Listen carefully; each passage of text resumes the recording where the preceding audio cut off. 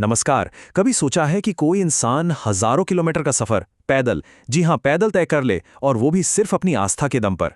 आज हम एक ऐसे ही भक्ति गीत की बात करने वाले हैं, और उसके पीछे की जो सच्ची कहानी है वो तो और भी असाधारण है। यकीन मानिए, ये सिर्फ एक गाना नहीं है, ये अटूट लगन का एक जीता जागता सबूत है। और यही सवाल इस पूरी कहानी का दिल है। क्या आस्था में इतनी ताकत हो सकती है कि वो हजारों किलोमीटर की दूरी को भी छोटा कर दे? आखिर वो कौन सा जुनून है, कौन सा विश्वास है जो किसी को इतनी बड़ी चुनौती लेने पर मजबूर कर देता है? सच में ये एक ऐसी यात्रा है जिसकी हम शायद कल्पना भी नहीं कर सकते। तो चलिए पता लगाते हैं कि इस अविश्वसनीय सफर के पीछे की असली ताकत आखिर थी क्या। देखिए, ये कोई मनगढ़ंत कहानी नहीं है, ये बिल्कुल सच्ची घटना है। ये गीत असल में शिहाब नाम के एक तीर्थयात्री से प्रेरित है, जिन्होंने सचमुच अपने पैरों पर भारत से मक्का तक का सफर पूरा किया। तो ये गीत एक तरह से उनकी हिम्मत और उनकी गहरी आस्था को एक सलाम है। तो इस पूरे सफर को अच्छे से समझने के लिए हम इसे कुछ हिस्सों में देखेंगे। पहले बात करेंगे कि यह सफर इतना अद्भुत क्यों है, फिर जानेंगे कि वो कौन सी लगन थी जिसने इसे मुमकिन बनाया। हम पैदल चलते मुसाफिर के नजरिए से भी देखेंगे, मंजिल पर पहुंचने के एहसास को महसूस करेंगे, और आखिर में सबके लिए की गई दुआ को समझेंगे। तो चलिए शुरू करते हैं। तो हमारा पहला पड़ाव है एक अद्भुत सफर। देखिए, ये जो गीत है ना, ये सिर्फ कुछ शब्द और धुन नहीं है। ये इस बात का सबूत है कि जब किसी इंसान की भक्ति और उसकी जिद एक हो जाती है तो क्या कुछ नहीं हो सकता। ये हमें दिखाता है कि सच्ची आस्था में कितनी कितनी जबरदस्त ताकत होती है। तो फिर सवाल ये उठता है कि आखिर इस यात्रा को इतनी शक्ति मिली कहां से? वो कौन सी आवाज थी अंदर से? वो कौन सा विश्वास था जिसने हजारों किलोमीटर की दूरी को भी कदमों के नीचे ला दिया?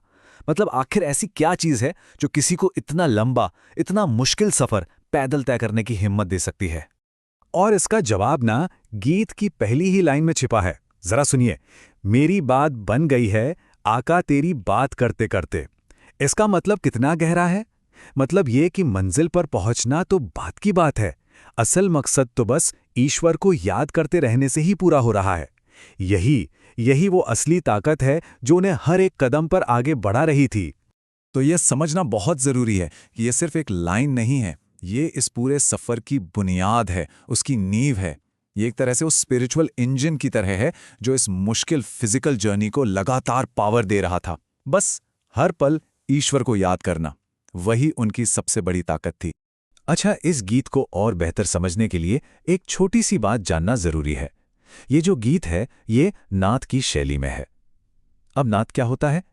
ये एक तरह की कविता होती है जिसमें पैगंबर की तारीफ की जाती है, और ये भक्ति जताने का एक बहुत ही खास और अहम जरिया है। चलिए अब जरा उस मुसाफिर की बात करते हैं जो पैदल चल रहा है, क्योंकि जैसे जैसे ये सफर आगे बढ़ता है ना, ये सिर्फ एक इंसान की पर्सनल जर्नी नहीं रह जाती। इसका असर उन सब पर पड़ता है जो इसे अपनी आंखों से देख रहे होते हैं। ये लाइन सुनिए, पैदल ही आ रहा है वो भारत से चलते चलते। ये लाइन हमें सीधे उस जमीनी हकीकत पर ले आती है। एक बार फिर से सोचकर देखिए, कोई भारत से मक्का तक का सफर पैदल तय कर रहा है। ये गाना इसी अविश्वसनीय लेकिन सच्ची बात को बहुत ही सिंपल तरीके से हमारे सामने रख देता है। और यहीं हम देखते हैं कि इस सफर का असर कैसे फैलता है, एक के बाद एक। ये एक चेन रिएक्शन की तरह है। यात्रा शुरू होती है एक इंसान की अपनी भक्ति से, ईश्वर की राह में दीवाना हो जाने से। फिर यही दीवानगी दूसरों को इंस्पायर करती है, और रास्ते में जो लोग उन्हें देखते हैं वो भी इस आस्था को देखकर आशिक बन जाते हैं। मतलब एक इंसान का सफर हजारों लोगों के लिए प्रेरणा बन जाता है। चलिए अब हम इस यात्रा के सबसे इमोशनल हिस्से पर आते हैं, यानी मंजिल पर पहुंचने का वो पल। गीत के जो बोल हैं वो इस लम्हे की गहरी भावनाओं को बहुत ही खूबसूरती से बयान करते हैं। इस फर्क को देखिए, ये पूरे सफर का इमोशनल मैप है एक तरह से। सफर के दौरान क्या था? मैं दीवाना हो गया हूं तेरी राह तकते तकते। एक बेचैनी थी, एक इंतजार था, और मंजिल पर पहुंचकर वहां जाके तो कहेगा मैं न जाऊंगा यहां से।